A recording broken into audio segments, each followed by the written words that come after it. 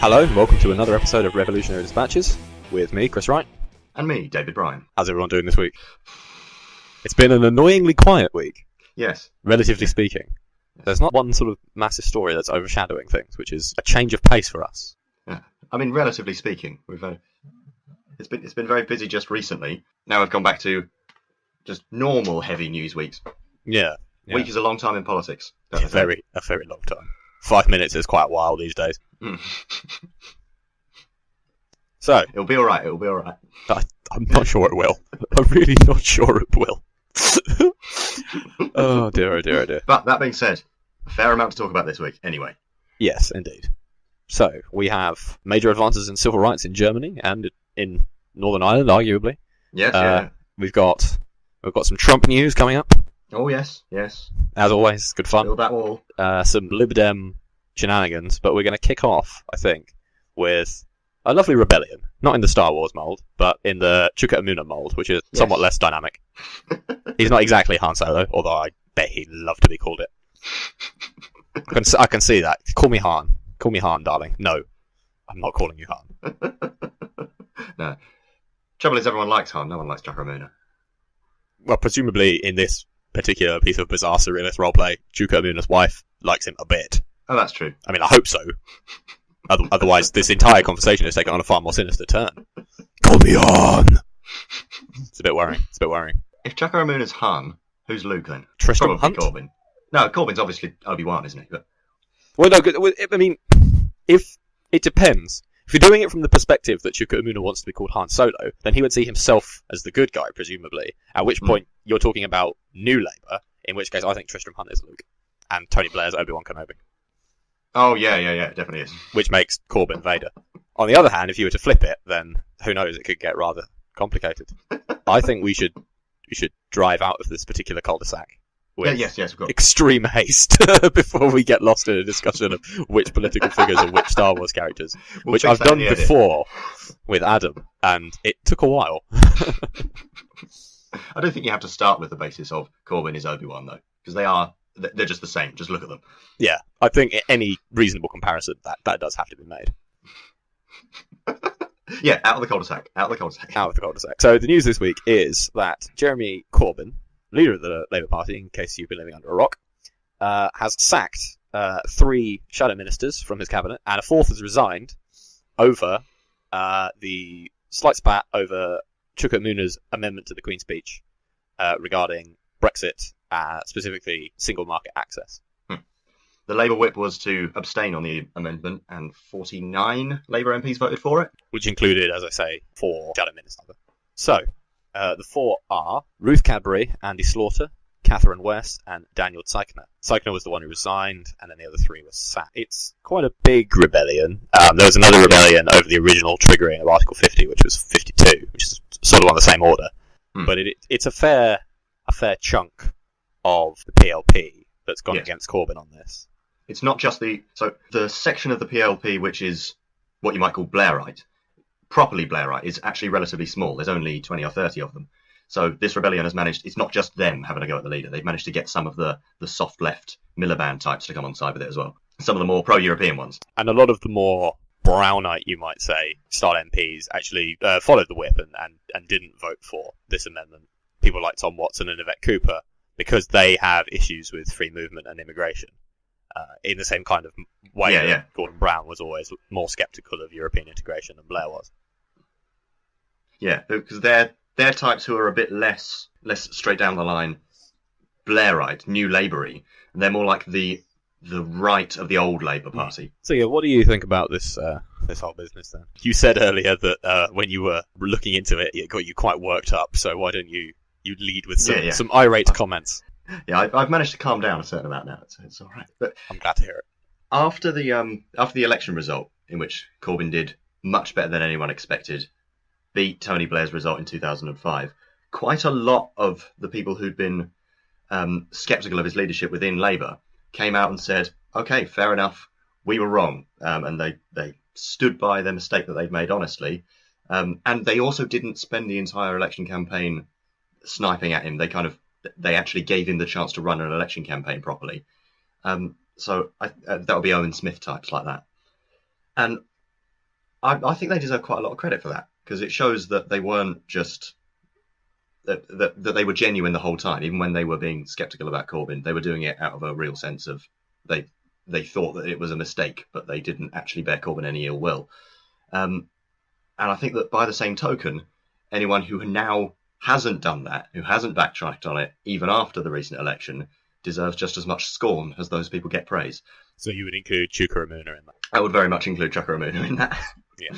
I have nothing but scorn for Chuka Umunna in general anyway. But yes, I remember on the election night, just after seeing Owen Smith give his interview about what he thought about the election results, in which he said, because Owen Smith challenged Corbyn for the leadership in the coup that happened about a year ago now, but he said, if we could bottle and drink what Corbyn's got, then we should all do that. Drink the Kool-Aid. Which I think, yeah. So I thought, good on him, good on Owen Smith. And then immediately after it, Chuka Umunna had essentially the same interview where he's asked the same questions, and he was a lot more non-committal about it. It was all about how, oh, well, this is actually the Labour Party has made this victory, and it's not all down to Corbyn and whatever. Which it wasn't all down to Corbyn. You know, huge numbers he's actually right. of Labour activists, and Momentum in particular activists came out and delivered this result. But it was, you know, significantly down to the Corbyn effect, I think, that so many young people and so many first-time voters came out and supported the Labour Party, which I don't think would have happened under Owen Smith. Mm-hmm. I'm not saying that it's actually what the content of what he's saying isn't wrong. It's the fact that he sort of changed the subject and diverted into that when he was asked about, weren't you wrong about Corbyn because you said that he was going to destroy the party? Yeah.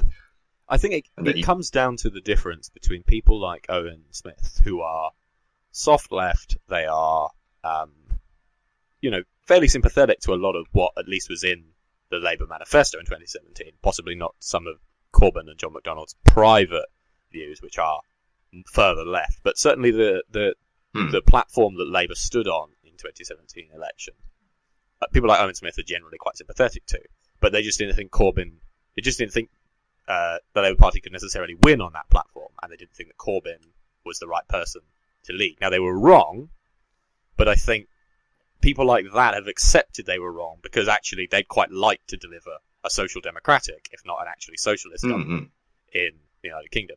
People like Chuka Umunna are neoliberal true believers. They are in the Blairite mould. They disagree with even social democracy, let alone socialism. You know, Tony Blair said that he would rather lose an election than win one on a left-wing manifesto, and I think Chuka Umunna is the same. Yeah. So the Labour Party's always been a broad church. That's a term that people often use to describe the Labour Party, a broad church. And it's been that since it started. People who were moderately social democratic all the way over to Keir Hardie, Labour's first MP, was a Marxist. But that's not what Blairism was. That wasn't just the more centrist part of the Labour Party that's always been there coming into the leadership role. That was a new thing that isn't normally part of the Labour Party, attaching itself to the Labour Party and then taking it over and trying to change the fundamentals of the party. Ironically, in the way that people like Blair and earlier with Kinnock claimed that the Trotskyists were trying to do, who actually had been more involved with the Labour Party than any kind of neoliberal. It doesn't necessarily have to be Trotskyists who are like Fourth International types and whatever, but people as left-wingers that have been part of the Labour Party from the very beginning. They were part of what founded it. People like Tony Blair weren't. They did enter the party. Yeah. So I'm still willing to not have enormous amounts of recriminations here over this for those like non-Blairite MPs who did go along with this, because I think that they've probably only done this for the pro-European thing because they're just so focused on the EU. They really don't want to leave the EU, and they've spotted a chance to vote against what they see as a hard Brexit consensus and whatever. They haven't done it just out of, we want to carry on with this Blairite shtick that we still haven't given up on. So I think some of them who voted for this I'm still willing to forgive them. But Chuka Umunna and his kind of the group that gather around him are, you think, deliberately doing this as a way of trying to disrupt Corbyn's leadership, even after they kind of backed down after the election. They're still trying to outwork. I think, given the nature of what Corbyn's trying to do with the party, it would be, and the nature of how power works. So if there's a major opposition party but you're in a position of extreme power, be it corporate power or whatever. It would be weird if they didn't start trying to put their influence into one of the two main parties. So it would be weird if there weren't parts of the Labour Party that were essentially trying to serve that kind of power. And because Jeremy Corbyn's whole thing is to try and challenge that, it would be odd if sections of the Labour Party didn't try and constantly unseat him, even when it's unreasonable. So this is a good sign, actually, I think, ultimately. Shows Corbyn's on the right track. Yeah, that's a fair point. That's a fair point. I also, for my money, I think on the particular issue of single market membership and the customs union, I think whilst I would perfectly be in favour of the UK remaining within the single market, it isn't feasible to deliver what people want out of Brexit with continued single market and customs union membership. Yeah. I think that the current policy when it comes to the EU and to what kind of Brexit we want that's coming out of the Labour leadership at the moment is pretty much as pro-EU as you can be whilst respecting the referendum result, in my opinion.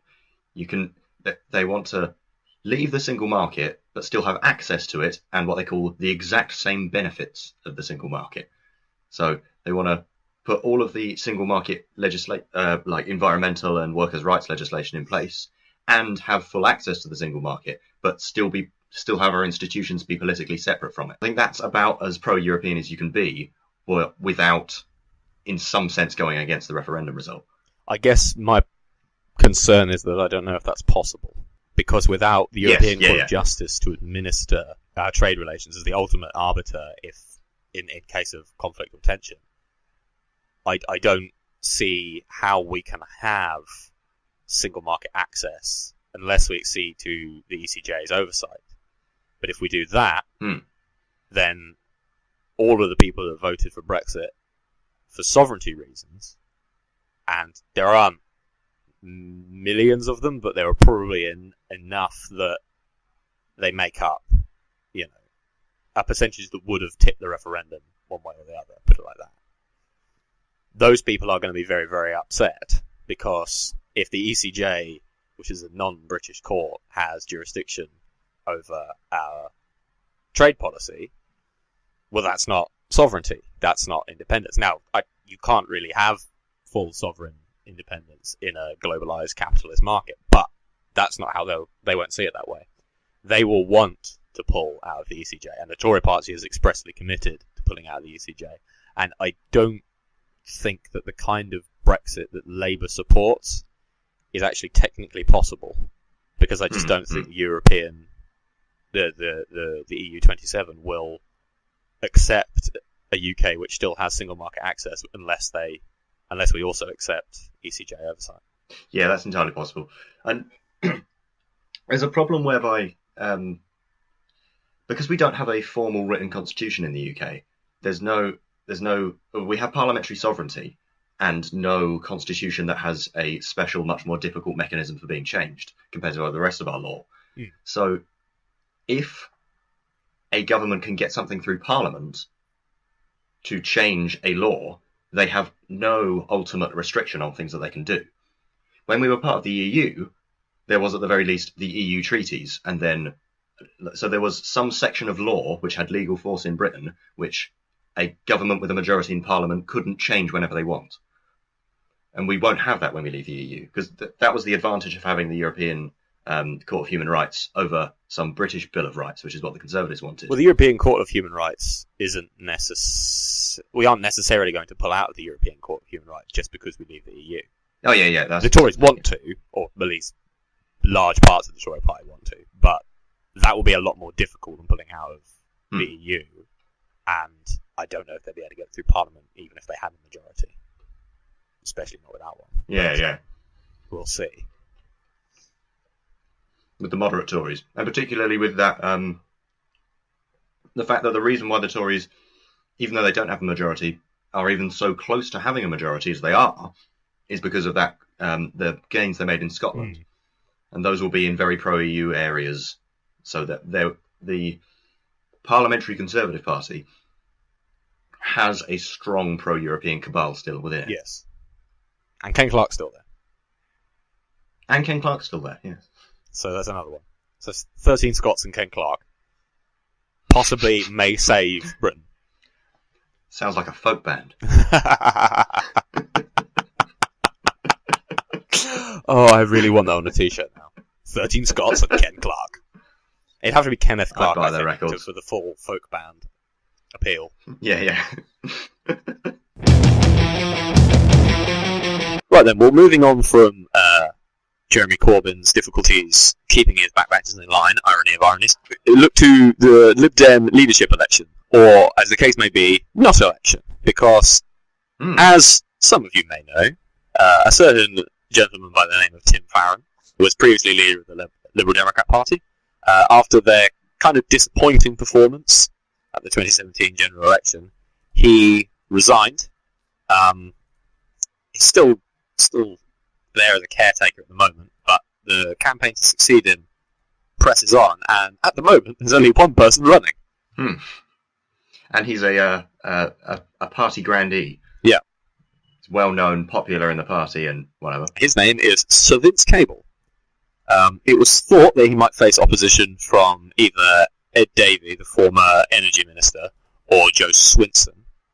But Joe Swinson has kind of pulled out of the leadership race before really entering it, in a way, sort of possibly in a kind of semi-coordinated move. There have been rumours that there might have been a little deal with Vince. Maybe not.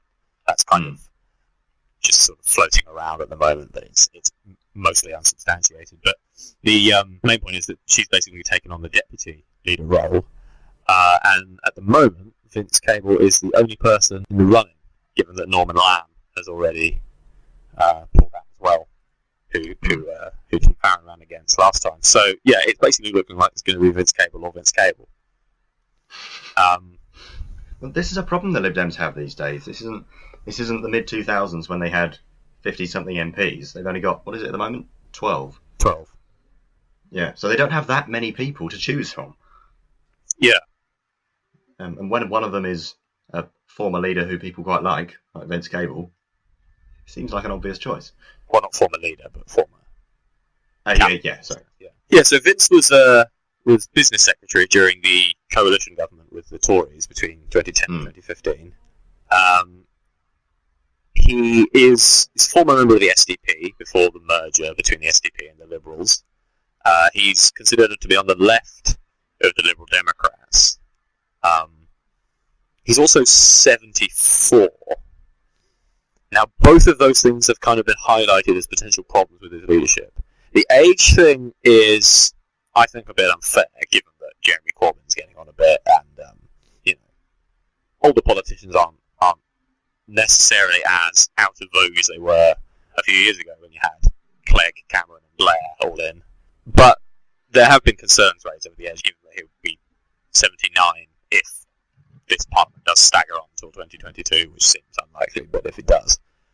The other point about his being on the left of the party is a bit of a concern for the Lib Dems, because of Labour's quite good result at the last election, most of the Labour Lib Dem marginal seats are no longer marginal, and the Labour Party have pretty much quite significantly increased their majorities in those seats. So most of the marginal seats the Lib Dems could look to gain at the next election are with the Tories, and is necessarily a left-wing leader who was known for being a bit, although the member of the coalition government, a bit unhappy with a lot of the things it did. Is that necessarily the best way to win over voters in those kinds of seats? So, on the age thing, I tend to agree with you that I think that it's a bit unfair to bring that into it too much. I don't think it really affects people unless you're sort of like 90, 100, 110 years old when you're extremely elderly for a politician. Then I could see why that might be a problem. At the other end as well, I don't think that it's particularly a problem if politicians are unusually young. No. If they were 10 years old, then there'd be a problem. But if they're 21, I don't see why that's why that should really come into it. In the same way, if they're in their late 70s, I don't think they should come into it either. I also think it's less of a problem than it used to be. I think 10 years ago it would have been much more of an issue. I mean, you look at the previous Lib Dem leader, Min Campbell, had to step down. Quite a large part of that was said to be because of his age, and he was only about 64 at the time. Now Vince is 74 and he's looking like he's going to walk it. So, I think it's... Well, I suppose it also depends on the individual, because the only thing that could really be a problem is health concerns. And that very much depends on the individual. Some people are, still very healthy, or way up into their 80s, 90s and whatever. Whereas some people would probably be, they would struggle even in their 60s. So if Vince thinks in his own mind that he's up to it, then I don't see any problem. What do you think about the man himself then, in terms of his politics? I tend to quite like him. He's the kind of Lib Dem I like. Because of what they did in the coalition government, I sort of agree with the British people that they should have been quite hard done by in the last couple of elections. But it is nice to have Lib Dems around, I think. I think it's a good sign. It's something good about Britain that we have a significant third party, and what they do most of the time is vaguely centre-left and then press for civil liberties concerns. It's good to have them about sometimes, and Vince Cable is the kind of Lib Dem who does that a lot. It's also going to be quite useful in this upcoming Parliament, because it means that on issues where the Tories want to tack to the left slightly and they're going to lose the DUP support, they can appeal to the Lib Dems instead, and the Lib Dems can have enough MPs to bring votes on those kinds of issues. For example, the promise bill in the Queen's speech about domestic violence. So the Lib Dems have enough votes to bring those kinds of issues over the line, and which gives Labour a bit more flexibility in kind of really, really hammering home like left-wing amendments. So Labour, taking the domestic violence bill, or the proposed domestic violence bill as my example, because I don't really know the details, but I do know that a lot of female MPs in the kind of women's rights caucus which exists in Parliament is actually quite well organised. They have a cross-party WhatsApp group, and kind of feminists of all parties kind of coordinate that way. That caucus is displeased with the extent of the measures that have been proposed. So having the Lib Dems allows the Tories to tack a little left, the Lib Dems can then get them over the line, and then Labour can bombard the bill with left-wing amendments to bring it further, make it a better bill. And then if they don't manage it, they can all abstain and say it's not good enough, but the Lib Dem can still get it over the line, so at least we get some small improvement. It's quite an interesting way that we can play Parliament tactically when we have small parties that can side with either of the larger ones. And this is a sort of a taster of what things could be more like if we had a more proportional system. Compromise and discussion. Yeah. And more directly reflecting the views of the British people, which is significantly left of the two main parties on almost every issue. Vince Cable's actually more, because he was part of the coalition government, this has sort of been buried a little bit, but he's actually relatively anti-austerity. Yes, well, certainly in his own mind, I do think that he does deserve to be held responsible for some of the things that were done under the coalition he was part of, particularly the privatisation of Royal Mail, which of course was his department's responsibility. He was business secretary. Yeah, so he is essentially the minister, if you like, who privatised Royal Mail. I mean, I don't think he really wanted to, but the fact remains that he did. So I think that will probably come back to bite him. Definitely, if they do try and win back any of those Labour Lib Dem marginals, I think they're going to really struggle with that on the record. But I think he did a debate at our university debating society about a year ago now, and it was about, do you think, I can't remember the exact wording of the question, but the gist of it was, do you think that austerity has been detrimental to Britain or something? And he was arguing that it has. He was on the anti-austerity side of that argument. So, and I can't see that he would agree to do that if he wasn't at least partly actually of that opinion. Oh yeah, I definitely think he is of that opinion privately. I just do think that some of the things that were done under the coalition that he went along with was a difficult situation, of course, but I do think some responsibility does need to fall on him for those. Regardless. Yeah, I'd agree with that. Yeah. This is a long-running thing with the Lib Dems, actually, because there's a Tony Benn quote about what he was asked, what do you think of the Lib Dems? And he said something along the lines of, they're well-meaning people who don't have the courage of their convictions when it comes down to it, or something like that. I think that is, unfortunately, often the case. Although, one thing they have had the courage of their convictions on is Brexit, and their resolute opposition to it. To the point where I think it really hurt their general election campaign. And they seem to be carrying on with it, though, even after the general election campaign. They haven't dropped it, which is to their credit, I think. And, Corbyn gets a lot of shtick for being fairly lukewarm towards the EU, but then I think people don't quite realise that he always has been. And there are good reasons to be. Don't get me wrong. Right to be, yeah. But you do have to appreciate, I think, the tenacity of the Lib Dems. Yeah, that's reasonable, I think. I think this is my main problem with Brexit overall, is that it takes away from every other issue too much, I think. Because it is an extremely important thing, and now that we're doing it, it's right that there's so much focus on it. But what's ultimately going to come out of it is going to be that we're going to be a developed Western European country that has a very close relationship with the EU and is still, pretty much the same place on the world stage globally and have the same relationship to global capitalism. It's not going to actually change anything fundamental. It's really important that we get the details right, but there isn't going to be any fundamental shift in the way that everything around here is working. And there is the hope and the possibility that actually one of the fundamentals of that it could change is in fact opening up more capacity for the UK government to intervene in the economy, which under EU legislation is currently quite difficult. I mean, the French ignore it mostly, but we tend to play by the rules and not sort of subsidise industries and support sectors of the economy, which without that law in place and with a left-wing government, it does give us more scope to mitigate the effects of global capitalism in preparation obviously for its ultimate overthrow. Leaving the EU doesn't make us independent of the EU, but it does give us a kind of semi-independence. It does give us a bit more control. Yeah. We just need to elect a government that can capitalise on that. Yeah. There is at least that's what we have to be aiming for. Now that we are leaving the EU, we need to be looking to make the best of it in that exact way. Agreed. There was one thing he gave. Vince Cable gave an interview to New Statesman the other day, and most of it's fairly middle of the road, exactly the kind of thing you would expect him to say.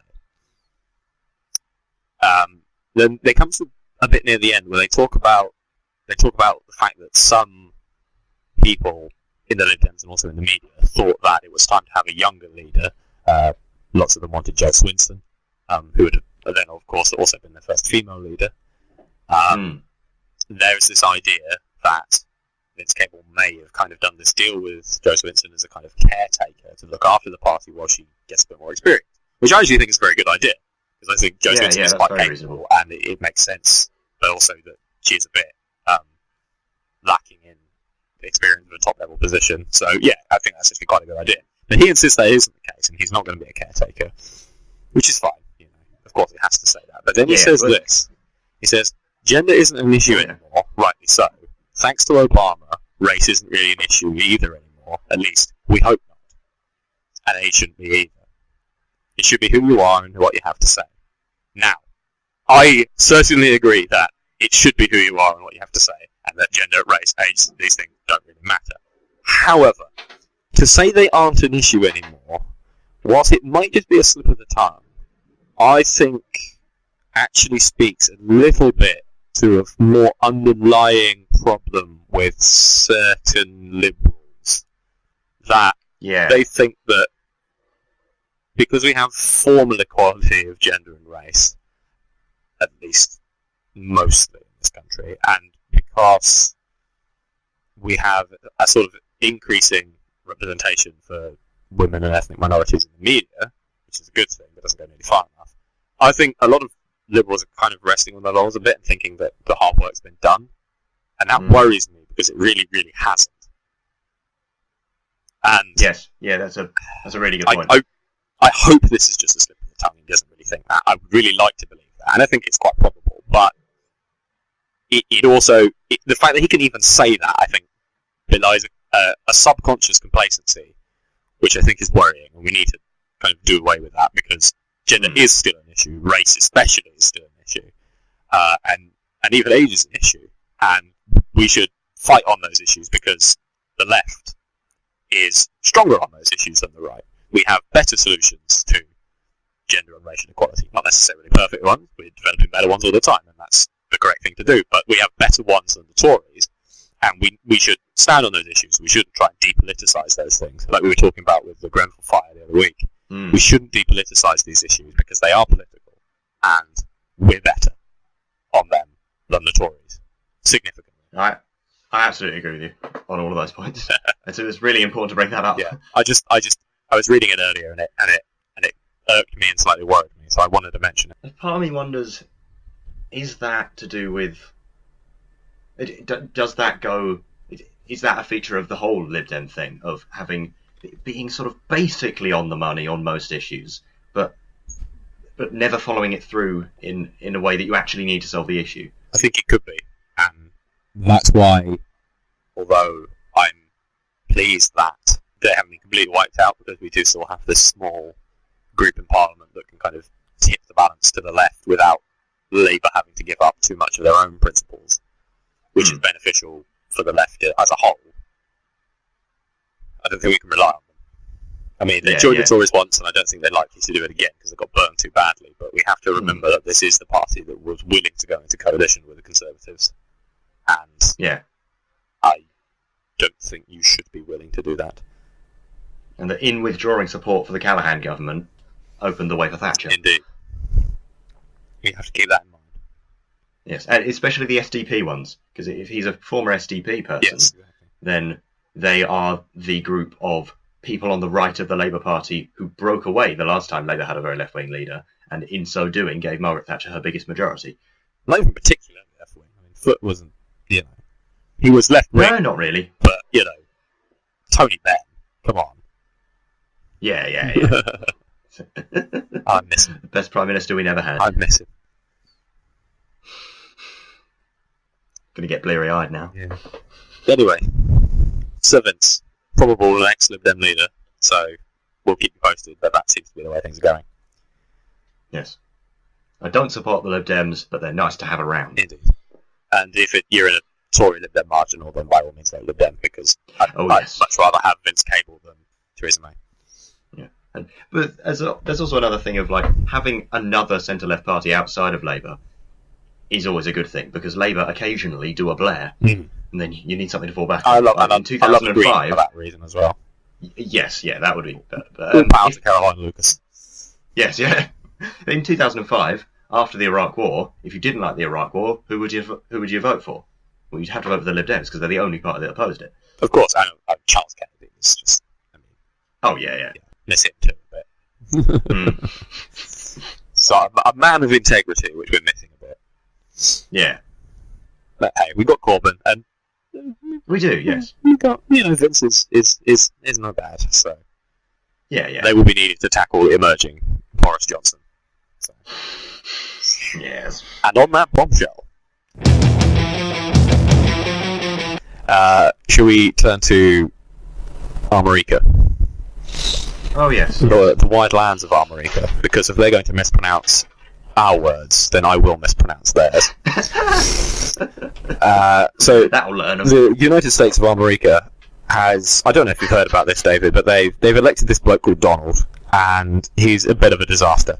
All things considered. No. Yeah. Oh, I thought he sounded nice. Well, I mean, you've been reading Breitbart again, haven't you? I keep telling you off. But you won't listen. And David does not read Breitbart. Well, no, not to my knowledge, anyway. I'd be quite concerned. So anyway, so at the beginning of the year, you may remember, US President Donald Trump, one of the first things he did as president was to bring in a travel ban for residents of 6 Muslim-majority countries. That was Iran, Libya, Syria, Somalia, Sudan, and the Yemen. So he was blocking any immigration from those countries to the United States. He was also cancelling substantially the US refugee program. Now, that bill was hugely protested against, massive protests all over America, particularly in New York, but really all over the country, and solidarity protests in the UK, Australia, Canada, other places as well. It was really quite stirring, I thought, to see, very inspiring. And the courts basically closed the ban down, they postponed it. It has now been partially reinstated. So, Supreme Court upheld the ruling of the lower court that part of the ban should be put back in place until October, when they'll have a proper, full hearing and then decide on the ban's fate finally. Now, so this means that, again, from 8 p.m. Washington time on Thursday, people from Iran, Libya, Syria, Somalia, Sudan, and Yemen have been unable to immigrate or travel to the United States, except that the court did impose a restriction on the ban, which is that people with what they call a bona fide relationship with someone or a person or an organisation already in the United States would be allowed to travel. So this was defined as including parents, spouses, fiancés, children, son or daughters-in-law, or siblings, including step and half siblings, and also like a business or an educational tie to the United States that they can prove, and that has not been put in place specifically for the purposes of evading the ban, so basically that predates the ban. So this is the situation. It's been challenged by a court in Hawaii, who were one of the courts that challenged it first time round. Thoughts? Well, an effect that I think might happen out of the end of this ban, because of the way that it's been introduced, struck down, had to come back in partial form, and that the legal arguments over it are having to be on the specifics of the details of it, and then when it gets reinstated, it has to be some of the specific details of the ban. That's making the whole American public conversation have to go through this particular policy in quite a lot of detail, but they don't normally have to go through a policy in that level of detail. And because of the nature of the policy, which is about banning Muslims from being able to travel, and so the specifics of it, the specifics of the bill are all about the nature of the individual people. American society is having to think about ordinary Muslims as if they're normal human beings with families and whatever, in a way, on a scale and in a way that they've never really had to before. So I think that the whole process of having the news cycle be constantly on this and talking about Muslims that live and work in America or have family in America and are already sort of like, they're not Americans but they are like real people in the way that that Americans think about their neighbours and whatever, could have a positive effect on the nuance with which Americans treat the idea of a Muslim. It's kind of worrying that it's needed, but yeah, very considering Muslims as if they're actual people is somehow a novel idea. But unfortunately, to significant sections of not just the American but also the British public, that does seem to be a kind of a weird thought. There are parts of America that do have already significant Muslim populations, yeah, of course. And so they will already have been interacting with these people and realising that they're just normal people like everyone else. It's particularly in southern Michigan and northern New Jersey, I think, for some reason. It's just real centres of Muslim population in America. Right. But throughout the rest of America, they have very few Muslims in comparison to what we have in Europe. So it's entirely possible that most Americans won't have met a Muslim ever before. But being made to consider them as real people is, I think, could make it much more difficult to demonise them in a way that's been done quite a lot over the last few decades. I certainly hope that's the case. Yeah, that's a positive that I've tried to find in a not very nice story. But yeah, I mean, it is, as a piece of news, it is quite just awful. I thought that one of the I thought that when this ban was kind of struck down the first time around, and huge mobilisation of the American people against it in that first attempt to push it through, I thought that would see it off. I thought that Trump, and particularly the rest of the Republican leadership, would look at that and think, okay, if we try and hammer this home, we are going to lose large sections of the public, and we're not going to be able to get anything else through, and it's just not worth the bother. I think I overestimated that level of analysis of the popular opinion, because between this and the healthcare bill they're still trying to push through, which is massively unpopular, far more unpopular than Obamacare was, and that was pretty unpopular at the time, although it's quite popular now. Between those two, the ban and the healthcare bill, I think that, I mean, Trump's already the most unpopular president at this point in his presidency ever. I think he is very shortly going to find himself the most unpopular US president ever. And I don't think that they're going to be able to get anything through for the rest of this Congress, which is great. I think there's a decent chance the Democrats will take back Congress at the midterms, which is good. And that Trump's going to be a one-term president. That's the kind of positive I tease out of it. But in the meantime, just a horrific burden to place on people who are just, in many cases, just trying to come and visit a country. Many people are also, we should mention the refugee situation. The refugee section of the ban has been fully upheld, pretty much, unless they can also meet one of those exemptions. And of course, for refugees, far fewer of them are going to be able to meet those exemptions than for the general population. And also, it's been ruled that a relationship with an existing refugee resettlement agency doesn't count as a bona fide relationship, which is bizarre, because why not? And B, really basically going to massively affect the thousands of refugees that are supposed to be coming in and who've already been vetted. There are thousands of refugees who are already accepted under Obama, even. I think about 70,000 Obama said he'd take. A decent proportion of these, I think about 14,000 at the moment, have already been vetted and are awaiting resettlement. Many of whom have already basically, the paperwork's been done, they're just waiting for someone to actually pick them up and move them from where they are, which is mostly Syria or East Africa, to the US for resettlement. And now they've been told they can't. When they've gone through all the vetting procedures, they've gone through months, if not years, of torture and living in terrible conditions, wait with this glimmer of hope keeping them going, and now it's been snatched away by this orange ogre of a man who's squatting in the White House. He didn't even win the election. Yeah. I mean, no one even wanted him in the first place. I don't like Hillary Clinton, but for goodness sake. If you get, 3 million more votes than the other guy, you should become president. You really should. Yeah.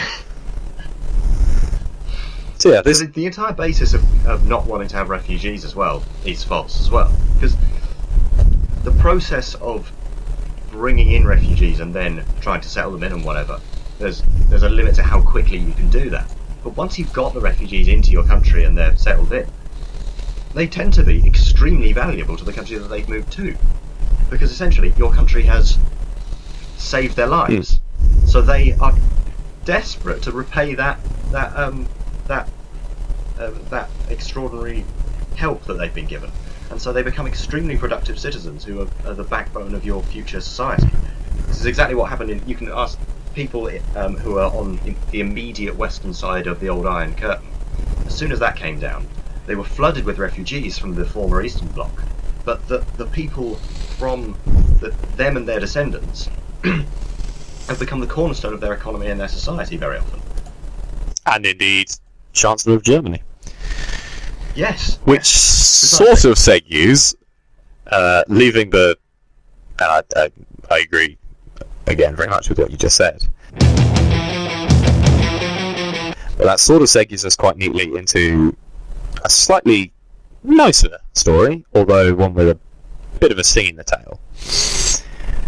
Yes. Which is that the German Reichstag, their parliament, Bundestag. Bundestag, is it now? Yes. I think they got rid of Reichstag after the war. It's still called the Reichstag building, because I've seen it. Nope, you're right. Oh, the building that the old Reichstag was in is still called the Reichstag, but the Bundestag, which is their new parliament, doesn't meet there. I think. No, it is. The building is still called the Reichstag. They do meet there, right, okay. but the parliament is called the Bundestag. That is stupid. Right, that's fair enough. But I can. Stag just means parliament. Yes, but Reich means like nation or empire. Yeah. Bundes is people. Bundes means land. No, Bundes is people. Oh, people is it? Okay. And Reich is realm. But I apologise. Yes. It is Bundestag now. Apparently, I'm a historian. All of my knowledge of Germany sort of ends in about 1989, and mostly in 45. Let's be honest. Okay, so fine. But the German Bundestag then, which sat in the fucking Reichstag building, has voted to legalise same-sex marriage.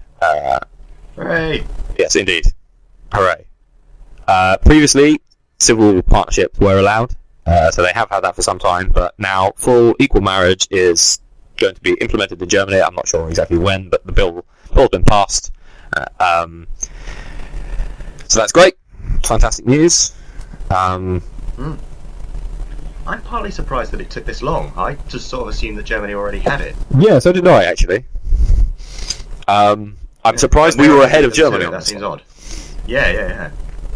I think Germany is fairly liberal, especially on LGBT issues. Yeah, but I suppose you have to remember that Angela Merkel's party, the CDU, the Christian Democratic Union, have been in power for quite some time, and they are, as the name suggests... And they're specifically a Christian right party.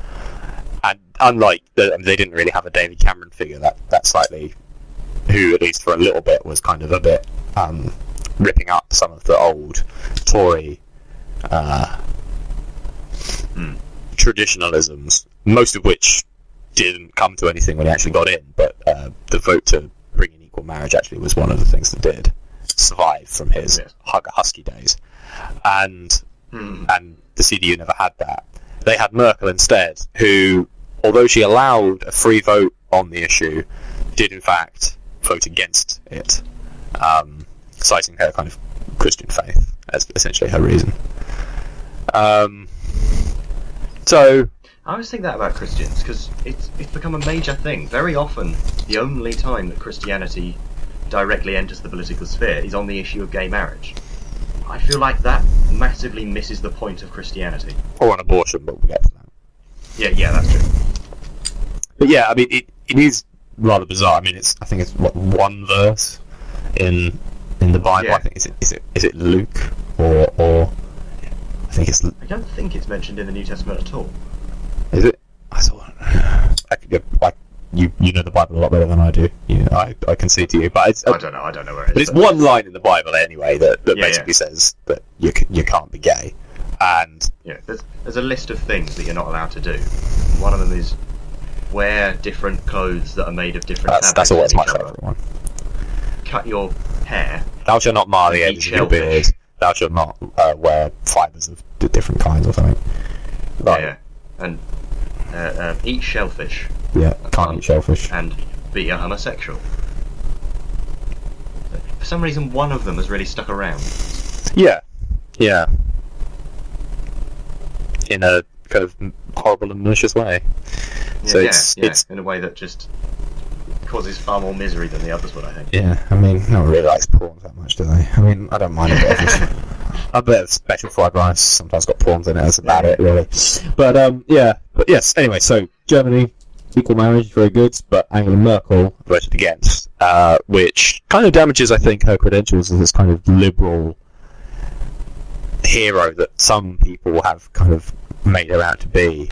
And I think, I think even I was guilty of it a little bit. Was it last week or the week before when I was saying, she's kind of the last sort of slightly sensible person on the international diplomatic stage, which I think is true. But I think that fact obscures some of her more conservative ideas.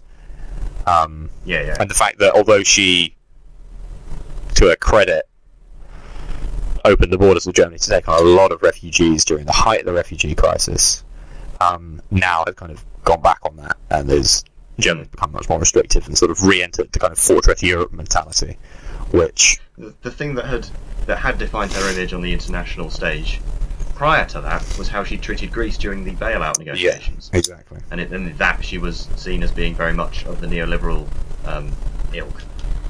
Yeah. So yes, I think you can say Angela Merkel is certainly strong and stable in a way that other centre-right politicians... Everything in Germany is strong possibly and stable. Not so. Yeah, that's very true, actually. It is not allowed not to be. It is not permitted to not be strong and stable. But, not... Very recently we had Pride, and quite a lot of people I've heard coming out saying, well, do we really need this anymore? Haven't all the battles been won so far? It comes back to the fact that I didn't even realise that in Germany they didn't have equal marriage. Yeah, so they haven't. Yeah. And also I think even if once the entire planet has equal marriage and civil liberties for LGBT people, I still think, there's still a place for a celebration of an aspect of your identity, which is what Pride fundamentally is, as well as a political protest, which it absolutely is as well. Yeah. And it's become a bit corporatized and a bit media dominated in recent years. And even once you have won those rights, it's very important to remain organised and visible to defend them properly. Because even things that we thought we had completely done away with, like anti-Semitism, well, not completely done away with, but sort of like it could never come back in the way that we used to have it. Suddenly it has on the continent. It's really, really scary what's happening. Yeah. Golden Dawn in Greece. And... Front National in France. Yeah. Jobbik in Hungary. Yeah. Jobbik, is it? Is it Jobbik? I'm not sure. I'm not Hungarian. No. Well, my co-worker is Hungarian. I should ask her. Oh, right. Although, maybe not. It's not. It might not, it might not be a brilliant conversation over lunch, and also there's the very, very small but non-zero possibility she might be a vehement supporter, and then we'll have a massive argument. You don't want to, if you I don't know, you move to Austria or something, and someone asks you, so what does BNP stand for? Well. Oh, right. Nice conversation to have. Yeah. Something I noticed when having a bit of a read about this story is that the inside of the German Parliament, the chamber that they actually sit in, looks rubbish. Yeah, but it just looks rubbish. I must admit, I've not been inside. I've seen the outside of it, but I haven't seen the inside. It looks a little bit like the European Parliament building. Yeah, I mean, a lot of sort of new build kind of assembly and parliament buildings do look like that. I mean, I don't really like the inside of the Scottish Parliament all that much. Yeah. But even that has a bit of grandeur to it. I suppose it's because we're so used to the Palace of Westminster, which is obviously built in the 1500s and belonged to Henry VIII before he gave it to them. I mean, I think that the pomp and ceremony surrounding that kind of spoils us in a way when we look at it. I mean, even the US Congress isn't brilliant. I mean, it's big. Yeah. It's big, which gives it a certain grandeur, but it's not very nice looking. But even in comparison to ones like that, the French Parliament, Congress, Holyrood, these international parliaments that don't have the kind of history that Westminster does, even in comparison to them, the German Parliament just looked rubbish. Fair enough. I'll send Angela Merkel a message. Well done on the old gay marriage stuff, although you could have voted for it, but putting that to one side, please. Give us a lick of paint. A bit of gold trim around some of the edges would go a long way. It looks very 90s, that's what it looks. I mean, it probably is. In terms of decor, isn't it? I imagine they gave it a bit of a slap of paint after reunification. It's probably the last time it was done up. That's why. Yeah. It's the last time it was done up. Yeah. Right. Anything more to say on that? Yes. So, it did pass, didn't it? Germany did pass. Yes, it did pass. It's just that Angela Merkel didn't. It's just that Angela Merkel didn't vote for it. Yeah. Yes, and most of her party didn't either. Yes, a significant portion of it, but of course, because she's in a grand coalition at the moment, that doesn't matter. Because there was enough Well, because her party doesn't have majority, and her and the Bavarian variant of her party, between them have CSU, the Christian Social Union, who are their kind of sister party, but also sort of part of the CDU. Yeah. The only other parties that have seats in the German Parliament are the Social Democrats, the Greens, and the Left Party. So overall, their left-of-centre parties do have a majority. Yes. It's just that they don't form the government. Yeah, because Die Linke didn't want to work with the SDP, I think. Yeah. Which is... So that means that on individual pieces of legislation, they can be very liberal, even if their chancellor is from the right of the parliament.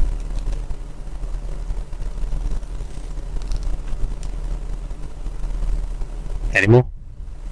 Don't think so. Running down your notes? Yeah. Rustle that paper for us. That's everything. Have a paper, Russell. That's good stuff. That was good? Right. I'll actually change the page. Right, let's move to our last story for the week, which is another good news story, because we'd like to end on a positive note, which is the NHS in England and Wales will now provide abortions to women from Northern Ireland on the same basis as those from Great Britain. Hooray! It's very good. It's a step in the right direction. It's nowhere near enough. Having said we're going to end on a positive note, I am now going to rant a bit. But it's important to remember that this is a huge step in the right direction. Previously it was hugely expensive for women from Northern Ireland to get abortions because they couldn't get them at home. They can't get them in Ireland, so that means they have to fly or sail to mainland Britain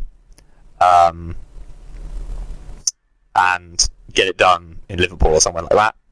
And then they had to pay private healthcare providers to do it because the NHS, as a kind of sop to the DUP, wouldn't provide women from Northern Ireland with abortion services.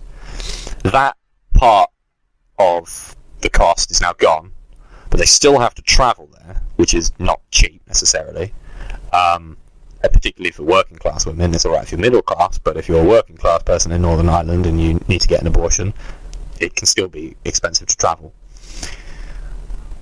But yes, it's very good that the NHS is now providing them, but I think it kind of speaks to a slightly wider point that we should remember that this point of on the same basis as those from Great Britain is key, because abortion in this country is not really legal.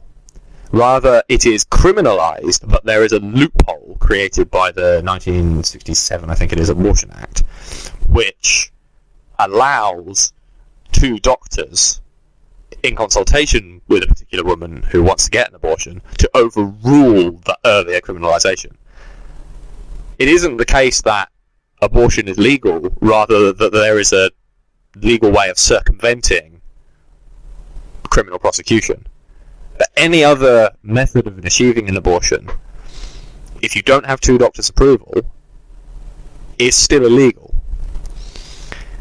And of course there are restrictions on term limits and things like that, and sex-selective abortion, which are a different matter. But it is important that we recognise that fundamentally abortion is still a crime in this country, and until that changes, and until all parts of the United Kingdom, indeed the whole world preferably, but all parts of the United Kingdom have full access to abortion without doctors having to say so, there is no right for women to control their own bodies, and that right is, other than the right to life, the most fundamental of any right. And before you get all agitated, pro-life people, fetuses don't count. Yeah, there's a certain amount of irony there. There is. But yeah, there's my rant. I don't know if you have anything you want to add. Well, this is just sort of, I basically just entirely agree with everything you just said. But also, you've got a bit crackly. Just to add, pardon? You've got a bit crackly. Oh, is it still bad? Still a little bit, yeah. Okay. That's better. Oh right, okay. That's better. Yeah, that's better. Yeah, okay. Yeah, I was just going to add, well done Labour on this one, because they managed to force it into the Queen's speech against what the Conservatives were originally going to do. Yes, it was Stella Creasy. Yes. Who submitted the amendment, the previous candidate for the deputy leadership, who lost to Tom Watson. But yes, she is one of the leading members of that kind of parliamentary feminist caucus I talked about earlier, and she is a vociferous campaigner for women's rights. And yeah, incredibly well done on her for getting it through, and for the Labour Party for backing it. Yes, and it kind of shows a kind of quite clever thing that Labour can do now in this Parliament, is propose bills or amendments to bills that they know that one out of the Conservatives and the DUP will support, and that the other one will oppose. Or at least the liberal Conservatives. Yeah. It also shows that the DUP still support the Queen's Speech, even though that's in it. So they sort of know what their position is, that they are very much a junior partner in this deal with the Conservatives, and so they won't enormously overstep their bounds in terms of those specific issues that they have a very that are sort of like particular issues for them that they bring up quite a lot. Yeah, I mean it is obviously a very big thing for them, because they are, as a party, they take a pro-life position, and they are of course founded on a kind of extremely conservative Protestantism. So yeah, it is quite significant that they've backed down on this, but also I think as long as they aren't made to back down on providing abortions for women actually in Northern Ireland, they're kind of not happy, but they'll accept it. And I think that very fact goes to show you how important it is that we must push that through at all costs, because if the DUP are happy for this to go through, it demonstrates that it's not enough. We will not have succeeded in extending equal rights to women in Northern Ireland, and to LGBT people for that matter, and all kinds of other things, until the DUP are spitting fire. At that point, we might have done it, because they will be, if we've achieved what we need to. Yeah, so all the focus on this deal has been about how the DUP will be dragging the Conservatives in an even more unpleasant direction. But it's entirely possible that, because they're both in this deal, that having the Conservatives be having a deal with the DUP might help LGBT and women's issues in Northern Ireland. And this seems to be the beginnings of that small effect that might be a positive to come out of this Parliament. Again, I've said this a lot this episode, but I hope that's the case. I really do. Yeah, trying to be positive. Yes, positivity is good. It's going to be okay. It's going to be okay. Might not, but, Yeah, no, quite possibly not, but...